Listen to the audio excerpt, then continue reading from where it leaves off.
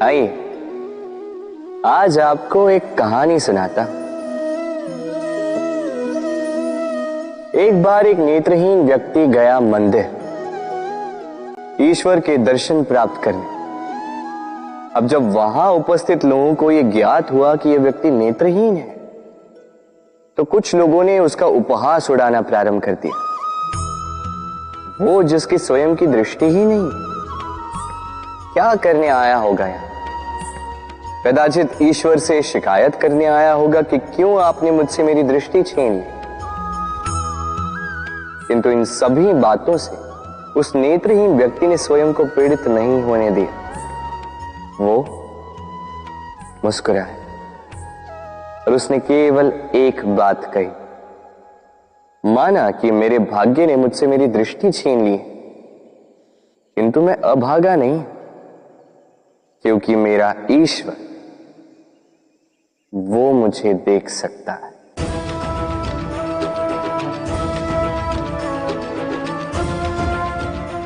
स्मरण रखिएगा, दृष्टि नहीं दृष्टिकोण आवश्यक है।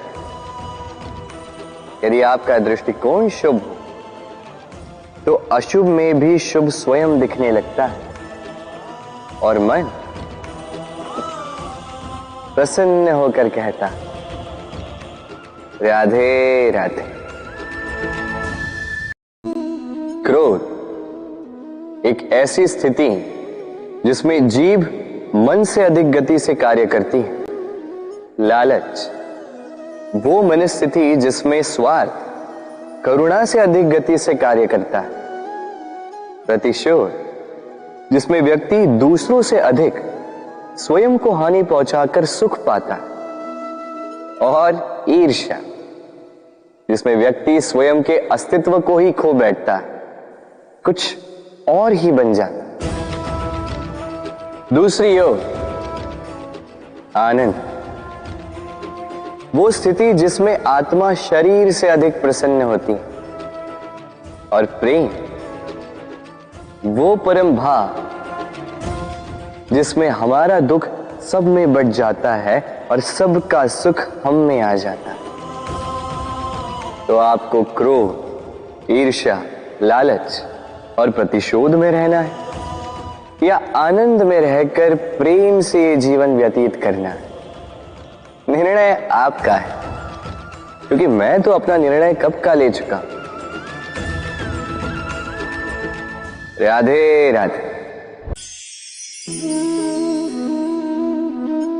यदि जांचने जाओ तो ऐसा कोई रत्न नहीं जिसमें कोई खोट ना, किंतु यदि मन में बसा तो प्रत्येक रत्न हमारे लिए सर्वश्रेष्ठ।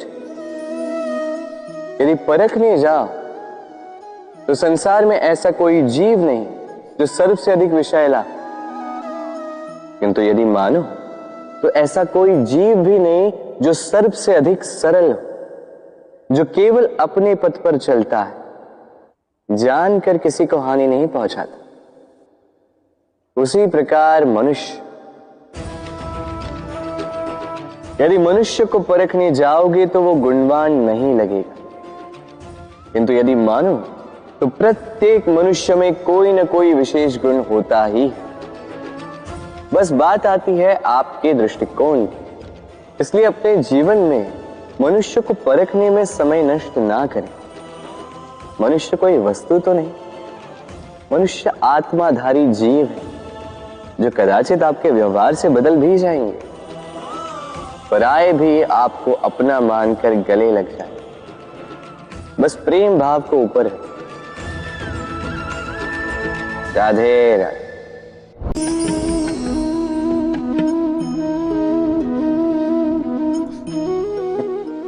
इस पात्र का महत्व हमारे जीवन में हम भली भांति जानते हैं।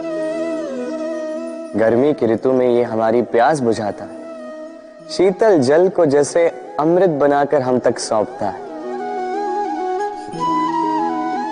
किंतु इस पात्र को बनाया कैसे जाता है? क्या इस प्रक्रिया के विषय में आपको ज्ञात है?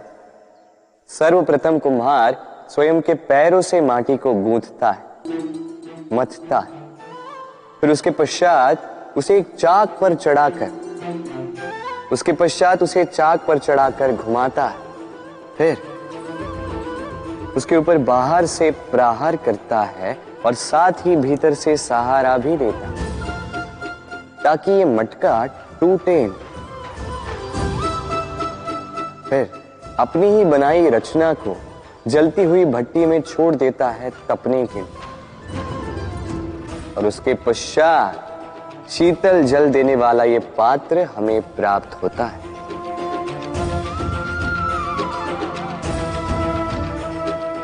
एक सर्वश्रेष्ठ गुरु भी यही करता है। सर्वप्रथम हमारे मन में छिपे संभावनाओं को निकालने के लिए हमें मथता है, फिर कठोरता से हमें आकार देता, उसी के साथ हमें सहारा भी देता, और फिर उसके पश्चात परीक्षा की अग्नि में उस भट्टी में छोड़ देता जलने के लिए, और तब जाके हमारा अस्तित्व बनता है। इसलिए यदि आपके गुरु कठोर हो तो उनसे कुपित ना हुई, उनसे क्रोधित ना हुई, क्योंकि वही वो कुम्हार है जो आपके जीवन के पात्र को एक सुंदर सा आकार देंगे। राधे राधे। जीवन में जैसे जैसे आप आगे बढ़ते हैं वैसे आप कई लोगों से मिलते हैं। उनमें से कुछ आपका उत्साह बढ़ाते हैं, कुछ आपको शक्ति देते हैं, कुछ हताश हो जाते हैं, तो कुछ आपके ऊपर पत्थर भी फेंकने लगते हैं। ऐसे में हम में से अधिकतर लोग क्या करते हैं? दूसरों के कर्मों के कारण स्वयं विचलित हो जाते हैं, क्रोधित हो जाते हैं उन पर, उनसे लड़ते हैं, उन्हें कोसते हैं, प्रतिशोध की भावना लेकर उन्हीं के फेंके हुए पत्थर पुनः उन्हीं के पास फेंकने का प्रयास करते हैं। किंतु इससे होता क्या है? यह है आपका लक्ष्य, यह है आपकी राह। अब इन सारी बातों के कारण आप यहीं रुककर इनका सामना करने लगते हैं। इसमें सफलता तो प्राप्त हुई, किंतु आपको नहीं। उन लोगों को जिन्होंने आपको रोकने की मंशा से आपके ऊपर पत्थर फेंकना प्रारंभ किया था, यदि उसके बदले उन पत्थरों को इकट्ठा करके आप अपना एक घर बना लें, तो आप पर पत्थर फेंकने वालों की संख्या धीरे धीरे कम होती जाएगी। आप भी अविचल होकर अपने लक्ष्य की ओर आगे बढ़ पाएंगे। तो आलोचना से लड़कर स्वयं का समय व्यर्थ करना चाहते हैं या अपनी लक्ष्य की ओर अपना ध्यान केंद्रित करना चाहते हैं? निर्णय आपका है। राधे राधे। जीवन में सभी आगे बढ़ना चाहते हैं, अपने लक्ष्य को प्राप्त करना चाहते हैं, सफलता पाना चाहते हैं, किंतु सभी ये नहीं कर पाते। फिर जुड़ जाते हैं उस प्रयास में कि ढूंढ ले वो कारण जिसके कारण ये असफल हुए। अब उसमें भी अधिकतर लोग गलत चयन कर जाते हैं। अब यदि इस बात को मैं आपको विस्तार में समझाऊं तो बात कुछ यूं है कि यदि मेरे दांतों में पीड़ा है तो पेट दर्द का काढ़ा पीने से कुछ नहीं होगा। यदि नींव में समस्या है तो मैं शिखर को कितना भी सजा लूं, भवन तो गिरेगा। यदि हम जीवन में आगे नहीं बढ़ पा रहे हैं तो कारण हमारे पांव की मोच नहीं, हमारी छोटी सोच है। यदि हम अपना भाग्य, अपना भविष्य नहीं लिख पा रहे हैं तो इसका कारण टूटी हुई कलम नहीं, औरों से जलन। यदि महान कार्य करने के पश्चात भी यश प्राप्त नहीं हो पा रहा तो इसका कारण तन का आलस नहीं, मन का लालच है। इसलिए सर्वप्रथम अपनी असफलता का कारण उचित प्रकार से समझें और फिर उचित प्रकार से उस दिशा में प्रस्थान करें। आपको सफलता अवश्य प्राप्त होगी, कोई आपको रोक नहीं पाएगा। बस प्रेम से कहते रहो राधे राधे। जीवन में हम अपनों के लिए, हमारे प्रियजनों के लिए सदा कुछ अच्छा करना चाहते हैं, उन्हें प्रसन्न करने के लिए कई बार उन्हें भेंट देते, और भेंट देते समय एक विचार सदा मन में रहता है कि यह भेंट विशेष होनी चाहिए, ये भेंट सुंदर होनी चाहिए, मूल्यवान होनी चाहिए, ऐसी भेंट होनी चाहिए जो सदा के लिए उन्हें स्मरण रहे। तो कुछ लोग चयन करते हैं उत्तम वस्त्रों का, कुछ लोग चयन करते हैं मूल्यवान आभूषणों का, किंतु क्या ये पर्याप्त? आप स्वयं सोचिए, कितना भी उत्तम वस्त्र क्यों ना हो, एक समय के पश्चात फीका पड़ने लगता, खराब होने लगता, फटने लगता। मूल्यवान आभूषण भी कभी न कभी चुरा लिए जा सकते हैं, सदा के लिए उन्हीं के साथ रहेंगे ये कदाचित संभव नहीं। तो फिर ऐसा क्या उन्हें दिया जाए जो सदा के लिए उनके साथ रहे? उत्तर है अच्छा समय।